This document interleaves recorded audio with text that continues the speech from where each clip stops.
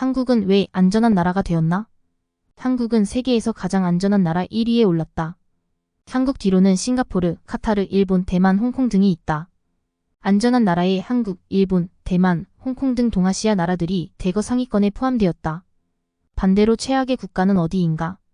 최악의 국가 안전도 점수를 받은 나라는 베네수엘라였다. 14.81점에 그쳐 우리나라의 5분의 1도 안 되는 수준이다. 그 뒤론 온두라스, 파푸아뉴기니, 남아프리카 공화국 등이다. 남미의 두 국가인 베네수엘라, 온두라스가 1, 2위를 달리고 있다. 한국은 실제로 여성이 새벽 2시에 기가를 해도 안전한 국가 중 하나다. 드라마를 보면 여성이 실연당에서 혼자서 포장마차에서 술 퍼마시고 비틀거리며 골목길에서 쓰러져 고래고래 소리 지르며 울면서 주정을 부리는 장면도 많이 나온다. 그러나 다른 나라에서는 상상도 할 수 없는 일이다. 아마도 남미에서 새벽 2시에 이러면 이런 여자 바로 인신매매, 살인, 강도 당할 것이다. 한국이 안전한 국가 1위인 이유가 무엇인가? 총기 소지가 자유롭지 못하고 치안 체계가 잘 잡혀 있다는 것이 이유다. 그러나 근본적인 이유는 따로 있다. 베네수엘라만큼 위험한 나라인 멕시코가 어떻게 위험한 나라가 되었을까? 1970년대 후반 미국은 멕시코와 캐나다와 함께 나프타 북미 자유무역협정을 체결한다. 이러자 멕시코는 시간당 1달러에서 임금이 급상승하기 시작했다. 미국에 있던 자동차 부품 생산기지가 멕시코로 대거 이동했기 때문이다.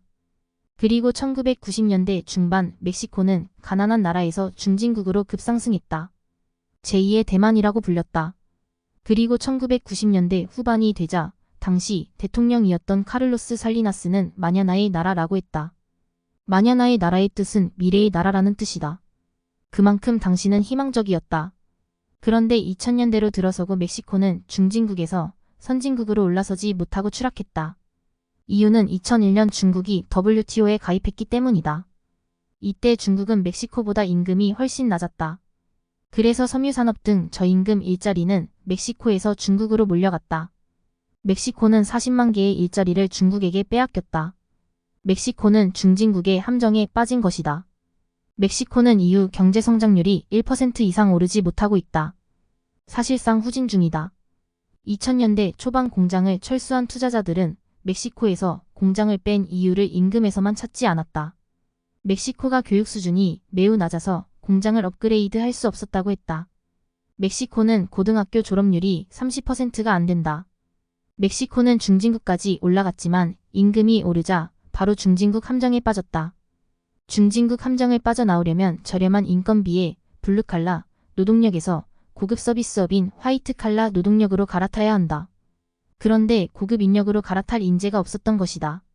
일자리를 중국에 빼앗긴 멕시코의 잉여 노동력은 공식적인 일자리에서 비공식 일자리로 자리바꿈하게 된다.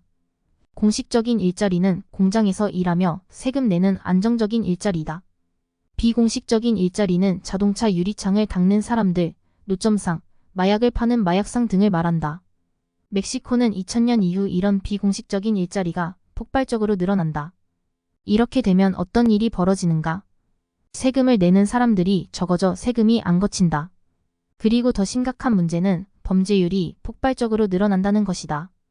강도, 절도, 살인, 마약 등 중범죄가 크게 늘어났다. 왜냐하면 별 볼일 없는 일을 하면 한 달에 175달러 한국 돈으로 20만 원도 벌기 힘들다. 그런데 갱단으로 일하면 3배는 거뜬히 벌고도 남는다. 가난에 쪼들린 사람이면 총질을 하지 미쳤다고 죽어라 일할까. 그래서 범죄 조직이 크게 늘었고 멕시코의 도시는 한밤중은 물론이고 한낮에도 살인사건이 비일비재하게 일어난다. 마약으로 돈을 버는 갱단의 수가 많아지자 덩달아 이를 잡아야 할 경찰들의 부정부패도 늘어난다. 그래서 살인사건의 희생자가 되어도 검거율 또한 낮아졌다. 결론적으로 악순환이 시작된 것이다. 남미의 모든 나라들은 이런 악순환이 만연한 곳들이다. 베네수엘라, 온두라스, 멕시코, 브라질, 아르헨티나 등 대부분의 나라들이 모두 그렇다. 한국은 어떻게 안전한 나라가 되었나? 한국도 1970년대의 강도, 절도 사건이 비일비재하게 일어났다. 훔쳐가는 것은 TV 등 가전제품과 폐물 등 보석류, 현금 등이다. 그런데 지금은 누가 무겁게 TV를 훔쳐가나? 집에 들어와도 현금을 보관하는 사람들은 없다. 안전한 나라가 된 이유는 한국은 국민소득으로만 보면 중진국을 지나 선진국이 되었기 때문이다. 한국은 다른 중진국 함정에 빠진 나라들과는 달리 교육열이 강하다. 선진국이 되려면 고등학교 졸업률이 50%가 넘어야 한다. 그런데 한국은 대학 진학률이 2000년대에는 80%에 육박한 적도 있다. 고등학교를 졸업해야 대학을 간다.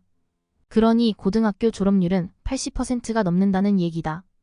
한국은 조립 가공을 하는 1970년대에는 중학교만 졸업해도 되는 때였다.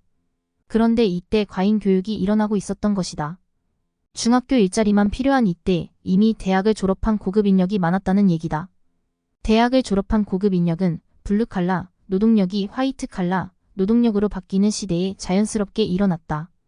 중개무역과 글로벌 은행들이 많은 홍콩, 싱가포르 등은 화이트칼라 노동력이 거의 대부분 아닌가?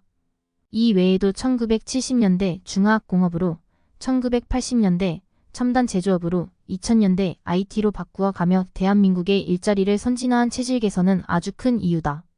이것은 한국, 대만, 홍콩, 싱가포르 등 발전 과정이 비슷하다. 결론. 한국이 안전한 나라가 된 이유는 선진국이 되었기 때문이다. 선진국이 된 이유 중 하나는 빛나는 교육열 때문이다. 반대로 못 살면 마약의 나라, 범죄의 나라가 된다.